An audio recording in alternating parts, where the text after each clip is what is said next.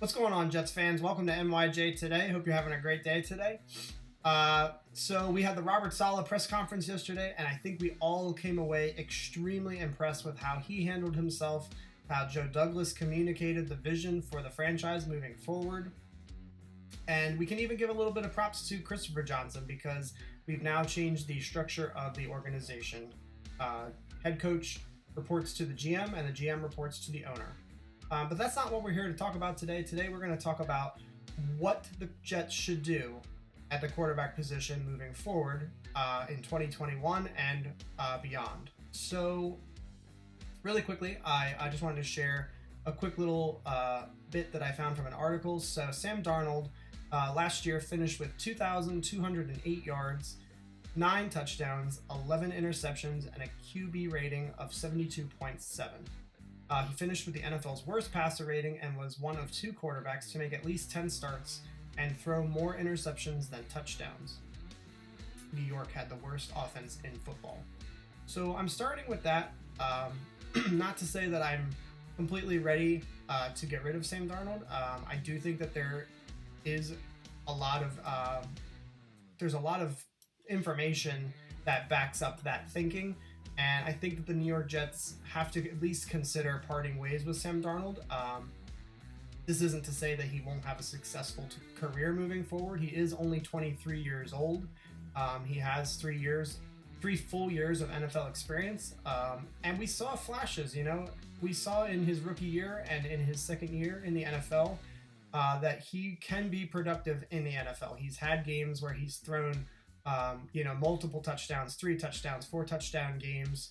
But really with Sam Darnold, it all boils back down to consistency, which I feel like Jets fans, when we had Mark Sanchez, we kind of felt the same way. We saw the success in the playoffs, and we all kind of just felt like, man, if he could just be this consistent during the NFL regular season, we would really have something. And it's kind of the same with Sam Darnold. If we had a consistent quarterback, we would not be having these conversations. And I do think that we should all be really thinking about the possibility that he has played his last game as a New York Jet. As far as what I would do with Sam Darnold, I do think that it's best that they move on. If you're asking for my personal opinion, I would say they need to move on from him. They need to trade him. And that's not to say that he won't go on to be successful, but it's not going to be here with the Jets. I think that, the first bad game that Sam Darnold has, if he stayed with the Jets, there would just be far too much noise from the fans. There would be far too much noise from the media. And I don't think that he will be successful regardless of what we put around him. And there were times this past season where I was really frustrated watching him play. We've all seen on YouTube and on Twitter the images and the videos of players being basically wide open, and Sam, for whatever reason, didn't pull the trigger, didn't throw the football when he saw the player open, or he just didn't see the player getting open. And that's a problem. I think with Sam Darnold, his biggest weakness right now is seeing the field, reading the defense, seeing pre-snap what the defense is showing, and I just feel like he hasn't developed in that area, and in fact has regressed. And we can all blame Gase for that all day long. I think that's fair to say that Gase certainly deserves a ton of the blame here, but you can put a lot of this also on Sam Darnold. He's been receiving a lot of help from Jordan Palmer in the offseason, and this is the same quarterback coach that Josh Allen has, and we've all seen what success he's had this season, and his progression has been steady. So I feel like we need to hold Sam Darnold accountable for his play, because it's not been good enough. He was the worst quarterback in the NFL last season, and we had the worst offense in the NFL. And another thing to point out here is we also saw during the regular season Joe Flacco. Joe Flacco came in and he played against the Denver Broncos. He played against the not the Rams. My brain's not working at the moment. Sorry. It may have been the Chargers, actually, now that I'm thinking about it. So he had success, Joe Flacco. He wasn't lighting it up by any means. But he wasn't making the mistakes that Sam Darnold was making. And we saw Joe Flacco completing passes down the field. We saw Brashard Perriman flash. We saw Denzel Mims flash.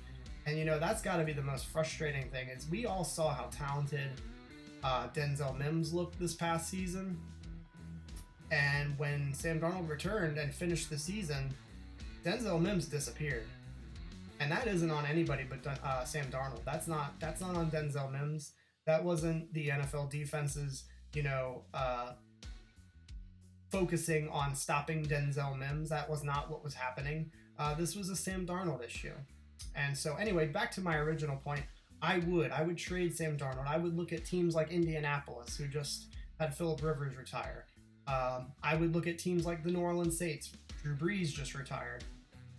I would look at teams like the Pittsburgh Steelers. And actually, ideally, that's the kind of team that Sam Darnold gets traded to, is a team with a veteran quarterback where Sam Darnold's not going to have to start right away. Sam really needs a year. He needs a year to just sit. He needs a year to learn. And he needs a year to basically kind of empty the information that he had been given by Adam Gase. He needs to let all of that go. And he needs to start from the ground up. He needs to restart his learning back to his rookie year. He needs to get back to basics. He needs to get back to fundamentals. And honestly, his fundamentals were terrible this year. He was all over the place with his fundamentals. So, okay, so moving on. I would trade Sam Darnold. I would look to get at least, I would hope for a third-round pick. I think a lot of people are saying a second and a mid-round pick. I don't see that. This was the worst starting quarterback in the NFL. And he's going to be getting paid more this year. And teams are going to have to make a decision on him. And I just don't see that. I don't think teams are going to want to pay a lot for Sam Darnold. I just don't. So I'm hoping for at minimum a third-round pick. Anything beyond that is gravy. I think that would be great. And if we do get that extra third-round pick, that's just more ammunition for Joe Douglas to rebuild this roster. I mean, we still have glaring holes all over the place. And the more lottery tickets we have, the better chance we have to hit the lottery, hit the jackpot. So now, what do we do? What do we do with the quarterback position? Well, right now, a lot of people are going bananas over Deshaun Watson. Let's just be clear. I would love Deshaun Watson to be the New York Jets quarterback. He is undoubtedly a top 5 quarterback, and he killed it last year. He absolutely lit it up. He was the leading passing yards leader this past season in the NFL. He completed a ridiculous amount of passes, the highest percentage in the NFL, over 70%. Only 7 interceptions. And you have to keep in mind, this was on a bad football team, and this was on a team without DeAndre Hopkins. So for all the people that make excuses for Sam Darnold, what's your argument for Deshaun Watson lighting it up without his best wide receiver, without a great offensive line protecting him, without a defense getting stops? This was one of the worst defenses in the NFL last year. They couldn't stop a nosebleed, as our Bart Scott used to say. They couldn't. They were just a bad football team. Badly coached, too. You have to consider that. Bill O'Brien, what a dog he was to trade DeAndre Hopkins for the peanuts that he got back. And just all of the ridiculous roster management that he had. Bill O'Brien was terrible. Just awful. And I think, you just can't make excuses for Sam Darnold anymore. He's had his chance, and if he was a star and if he was ready, he would be lighting it up too. And Deshaun Watson does it all. No matter who's around him, he is a winner. And so, to answer the question, yes. If the New York Jets have the possibility or the opportunity to trade for Deshaun Watson, I'm jumping on that. I'm jumping on that pretty quickly too. I'm doing that for myself, but I'm also doing it to prevent the Miami Dolphins from getting him. We don't want to see a division where Deshaun Watson's on the Dolphins and Josh Allen's on the Buffalo Bills, and then the Patriots are rebooting, I mean, we would be at the bottom of the barrel. A lot of people want to point out that the Patriots could be the worst team in the division. That's a joke. We are still the worst team in our own division, and we need to make moves to get somewhere. Having said that, I would not pay the king's ransom that some people are saying. Some people on Twitter are absolutely ridiculous, saying, pay whatever you got to pay to get him. And I think that's insane. You cannot pay whatever you got to pay to get him. You can offer a very, very strong offer, and you can be very aggressive without being reckless. So having said that, I would offer the number 2 overall pick. I would offer the number 1 pick that we got from the Seattle trade for Jamal Adams. And I would also add a first-round pick for the following draft. So I would offer probably the Seattle first-round pick and see what they say. And then based on what they say, I would offer, as a counter, I would offer our first-round pick for 2022. Beyond the 3 first-round picks as an offer, I really wouldn't offer much more. I would maybe throw in a couple of mid-round pick, or maybe a mid-round pick or 2, but it wouldn't be second-round picks that I would be tossing in there. I wouldn't be throwing in 2023 first-round picks. I think that's where it gets a little bit out of hand. Joe Douglas has a plan, and I trust him as a draft evaluator and as a as a person that can work hand in hand with Robert Saleh to build this team. So if we do not trade for Deshaun Watson, I don't think that it's cause for alarm, because we have a really good guy at the top who's going to be making all of these decisions. So let's just pretend the 3 first-round picks and maybe a 4th-round pick or a 3rd-round pick that same draft isn't enough to get the job done. I'd probably pivot from that, and I'd move away from Deshaun Watson. You cannot mortgage the future. You can't go crazy and give whatever they ask. You just can't. Anybody that says so is crazy. So I'd pivot from that. If they didn't take the 3 first-round picks and maybe a 3rd, I would then pivot to focusing on the draft, and I would focus on potentially drafting Zach Wilson from BYU. When you watch this guy play, he has the ability to make throws that you don't see often, and a lot of people are calling him the Mormon Mahomes. And when you watch him play, kind of looks like him. Now we know he's not Patrick Mahomes, so don't hit me in the comments saying that's a ridiculous comparison. Of course, he's not as talented as Patrick Mahomes. Patrick Mahomes has the ability, and there's a chance that he goes down as one of the greatest quarterbacks of all time. There's still a lot to be said, and there's still a lot of story to be written, but he has that ability. Having said that, you watch him, Zach Wilson play, and you can see he's got some ridiculous arm talent. He makes some throws off platform, and he has great footwork in the pocket. I saw a play recently where he was dropping back, did a quick drop where it was like a 3-step drop, and didn't really do much with his upper body, didn't really do like much of like a shoulder pump or anything, but with that footwork, defenders were biting.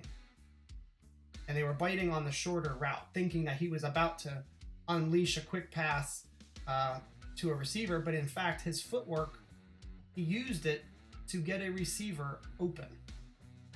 And one of the things that we knew about Sam Darnold coming out of USC was that he had bad footwork. And I love what I saw from Zach Wilson and the little cut-ups that I've seen. This guy's super talented. I don't know if he'll be the pick. I don't know if that's who Joe Douglas would pick at number 2. It could be Justin Fields. But when I look at Zach Wilson on tape, I see some things that make my jaw drop. And we all saw what Justin Fields did versus Clemson in the Sugar Bowl.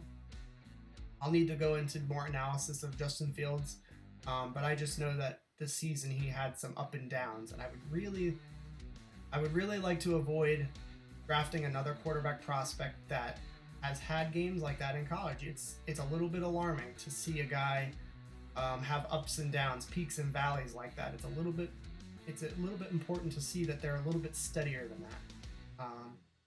And we know Sam Darnold had games like that in college where he kind of dipped and he peaked as well. So I would like to stay away from that possibly. I think that's going to do it for this video. So like I said, like I said in my other videos, please, if you're new to the channel, subscribe. NYJ Today is just getting started. We're going to be putting out more content. And I would love to hear from you guys in the comments. I'd love for you to tell me what you think the Jets should do at the quarterback position. Do you keep Sam Darnold? Do you trade for Deshaun Watson? If so, what are you trading? And if you're not trading for Deshaun Watson, who are you drafting? Who are you drafting? Are you drafting Justin Fields or Zach Wilson at number 2? Are you going to use the Seattle first round pick and draft somebody like Mac Jones from Alabama, or the kid from Idaho State. His name is not popping in my head. Trey Lance. Would you draft him at 23? So anyway, like I said, please subscribe, like the channel, and go Jets. I'll see you guys in the next video.